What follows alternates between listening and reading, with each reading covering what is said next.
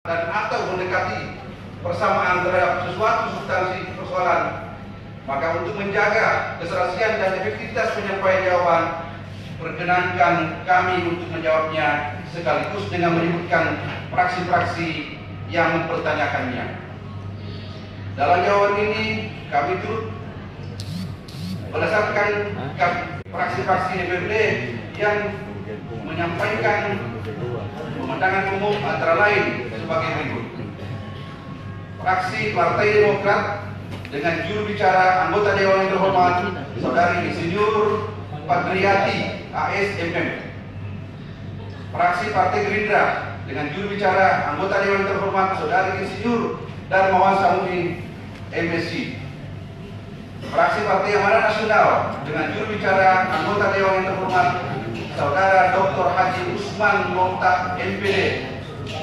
Fraksi Partai Nasdem dengan juru bicara anggota Dewan yang terhormat Saudari Desi Susanti Sutomo SE MSc.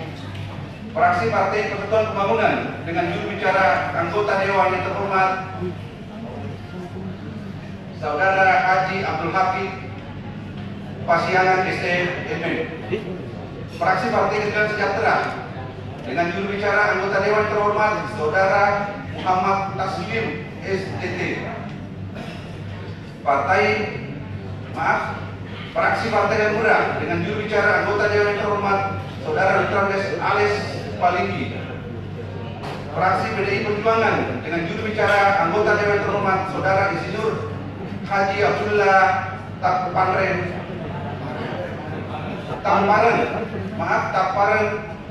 dan fraksi Umat Bersatu dengan juru bicara anggota Dewan terhormat Saudara Haji Yegi Yasin Esos MM.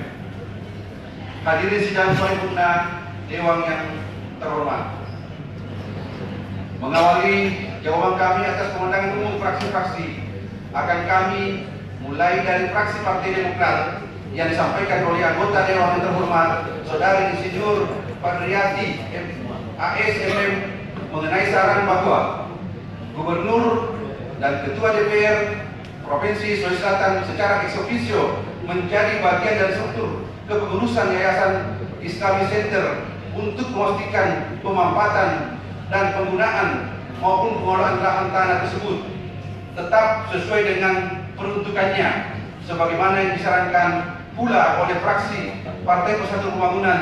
Dapat dijelaskan bahwa pemerintah Provinsi Sulawesi Selatan mengapresiasi saran tersebut dan akan mendudukan sesuai dengan ketentuan peraturan perundang-undangan.